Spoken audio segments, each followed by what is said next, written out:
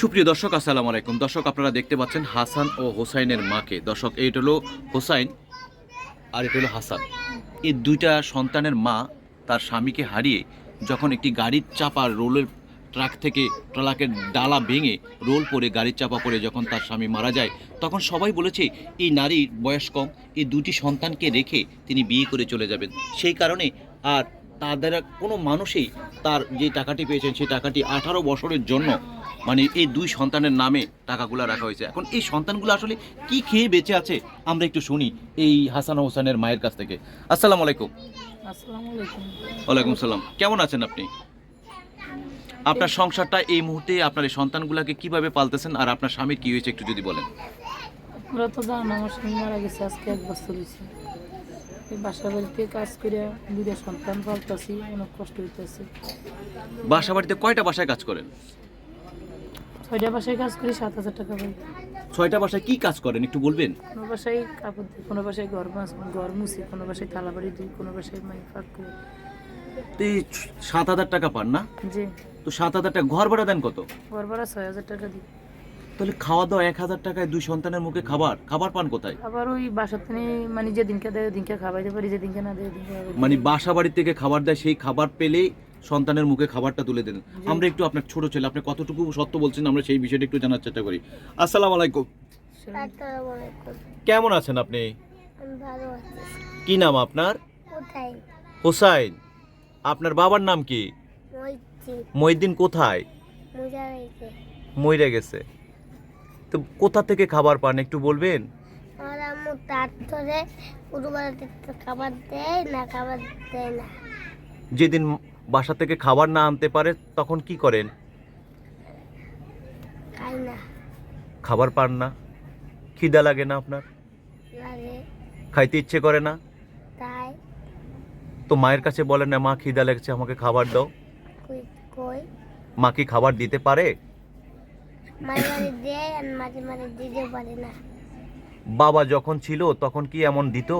তখন কেমন খাবার দাবার খাইছেন একটু বলেন তো? ভালো হ্যাঁ, ভালো বাবা যখন ছিল তখন ভালো খাবার দাবার খাইছেন, আর এখন ভালো খাবার খাইতে পারি না। ভালো খাবার খাইতে পারেন না? আমাদেরকে একটু বলেন তো আপনি কি করেন? মাত্রারে পড়ি। মাদ্রাসায় পড়েন? মাদ্রাসার বেতন দিতে পারে মা? পারে না। কষ্ট হয়, মায়ের কষ্ট হয়। মা কয়টা বাসায় কাজ করে জানেন? কয়টা বারাত? কত টাকা পায় মা? 12,000 টাকা। 7,000 টাকা। বাবাকে দেখতে ইচ্ছে করে? বাবা আসবে ফিরে? আসবে না। কি নাম আপনার? হাসান। হাসান, একটু বলেন তো আমাদেরকে কোন ক্লাসে পড়েন আপনি? আমি ক্লাস 3-তে পড়ি। ক্লাস 3-তে পড়েন। এই যে ক্লাস 3-তে পড়েন, বাবা যখন বেঁচে ছিল তখন আপনাদের সংসার কেমন চলছে? কেমন খাবার দাবার খেতেন? কেমন কাপড় চোপড় পরতেন? ভালো। আর এখন খারাপ। ভাত খেতে পারেন? জি না। মানে কতদিন ধরে আপনারা গরুর মাংস খান না? যে সময় বাবা মারা গেছে ওই সময় খাইতে পারি না। বাবা মারা যাওয়ার পর এখন পর্যন্ত গরুর মাংস খেতে পারেন নাই? ভালো খাবারও খেতে পারেন নাই? খাইতে ইচ্ছে করে না? বলেন না একটু শুনি। জি তো মাকে বলেন না? বলি তো, মা দেয়? দিতে পারে না। দর্শক, আপনারা এই ছোট ছোট অবুঝ সন্তানগুলোর কাছ থেকে কথাগুলো শুনলেন। আমরা একটু এই মহিউদ্দিনের বউ আরজুর মোবাইল নাম্বারটা আমরা দিতে চাই এই ভিডিওর লাইভের মধ্যে। আপনারা অন্তত ভিডিওটি বেশি বেশি করে লাইক এবং কমেন্ট শেয়ার করবেন, কারণ এই পরিবারটাকে যদি একটু সহযোগিতা করেন তাহলে হয়তো বা এই পরিবারটা একটু ভালো থাকবে, ভালো খাবে।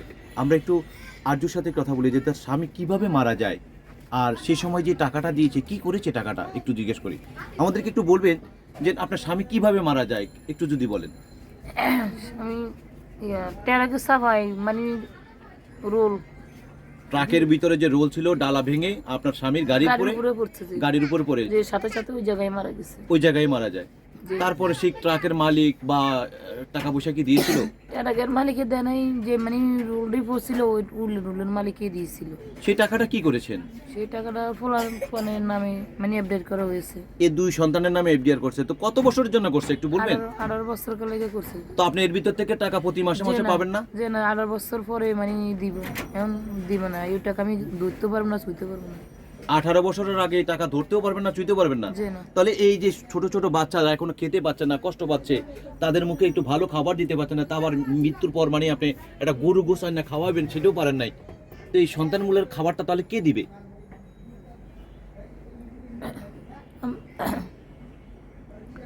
বাসা বাড়িতে মানে কম বেশি দিত, দিয়ে খাবাইতাম বাচ্চা করে। যে সময় মানুষের বাসা বাড়ি থেকে আপনার সন্তান তো বললো কোনো কোনো মাস সময় আপনি খাবার আনেন না, আপনার সন্তান না খেয়ে থাকে, সন্তান কি কষ্ট পায় না তখন? তাহলে কি করবো? আপনি দেশবাসীর কাছে কি বলবেন বলুন তো? আসলে যে মানুষগুলো আপনাদের পাশে দাঁড়ানোর কথা ছিল, আপনার সন্তানের দায়িত্বগুলো নেওয়ার কথা ছিল, এখন এই মুহূর্তে কি অবস্থানটা একটু আমাদের সবাই বলছে দাঁড়াইবো, পোলাপান দেখবো, পোলাপানের গরম খরচপাতি সব দিব, মানে কেউ নিতেছে না, দিতেছে না। কেউ খোঁজ নেয়? যে না। কোনো খোঁজ খবরও রাখে না? যে না, কেউ না, আত্মীয় স্বজন কেউ না।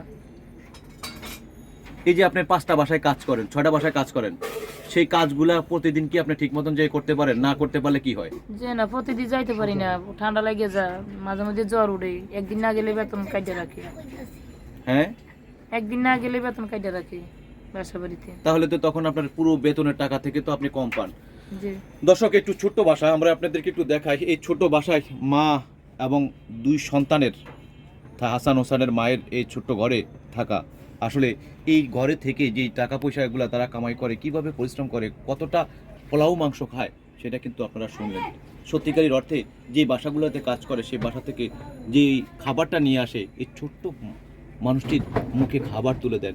এত সুন্দর নাম হাসান ও হোসাইন, তাদের মুখের হাসি নেই তার বাবার মৃত্যুর পর, আর কবে কোন দিন ভালো খাবার খেয়েছেন সেটাই কিন্তু শুনেছেন। দর্শক আপনাদের কাছে রিকোয়েস্ট থাকলো যে এই পরিবারটার পাশে যদি আপনারা একটু সহযোগিতা করেন, আর আমরা ফেসবুকে একটু নাম্বারটা দিতে চাই, আপনাদের কাছে জোরালো হাত রিকোয়েস্ট করে বলছি যে কোনো ব্যক্তি একটা মানুষের গাড়ি চাপা পরে স্পট ডেট এই সন্তানগুলোর মুখের দিকে তাকিয়ে আপনারা যদি একটু সহযোগিতা করেন, আমরা একটু আপনার নামটা কি বললেন? হোসাইন। হোসাইন, আপনি একটু বলেন তো দেশের মানুষের কাছে যে আপনি কেমন সহযোগিতা চান, একটু বলেন যদি। ভালো। ভালো বলেন তো, সবার কাছে একটু বলেন যে আমার তো বাবা নাই, একটু বলেন তো শুনি। আমার বাবা নাই। আমাদেরকে আমার আমাদেরকে একটু সাহায্য সহযোগিতা করুন আমার দাদু তো করুন। আপনি কি মাদ্রাসায় পড়েন? আপনি কি মাদ্রাসার আপনার পড়াশোনার দায়িত্বটা যদি কেউ নেয় ভালো হবে? জি।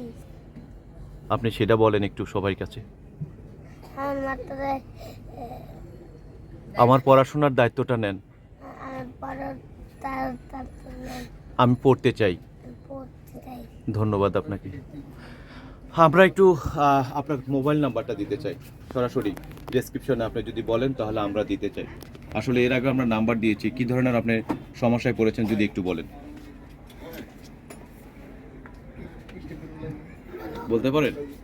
একটু বলেন আপনি যে আপনার যে এর আগে আমরা মোবাইল নাম্বারে লাইভ করে আপনার নাম্বারটা দিয়েছি, সেই নাম্বারটা দেওয়ার পর আপনার কি সমস্যাগুলো হয়েছে আর কেমন কথা প্রতিশ্রুতি দিয়েছিল মানুষ, একটু যদি বলেন।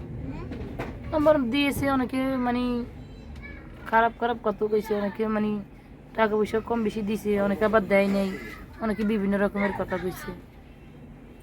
খুব খারাপ লাগছে আপনার। জি। আচ্ছা, দেশবাসীর উদ্দেশ্যে আপনি যদি কিছু বলেন আপনার দেশবাসীর সন্তানগুলোর দিকে উদ্দেশ্যে তাকে। বলতে সবাই যদি মানে সহযোগিতা একটু করতো, বাচ্চাগুলো গিয়া ভালো হইতো, একটু ভালো খাওয়াইতে পারতাম। আপনি কি নতুন করে চিন্তা ভাবনা করছেন যে বিয়ে শাদী করে আপনার সন্তানগুলোকে নিয়ে একটু ভালো থাকবেন, ভালো খাবেন, যে না। মানে সন্তানগুলো নিয়েই থাকতে চান? যে আপনি তো চাইলে এখন নতুন করে সংসার করে আপনার 2টা সন্তানের মুখে হাসি ফুটাতে পারেন, একটু ভালো যে না, রাখতে পারেন। বাঁচলেও 2 সন্তান লই বাঁচ, মার মরলেও 2 সন্তান লই মরবো, বিয়ে শাদী বসবো। আপনার মোবাইল নাম্বারটা দিতে চাই, একটু মোবাইল নাম্বারটা বলবেন? 01743833276। এই নাম্বারটা কি বিকাশ করা? জি। ধন্যবাদ।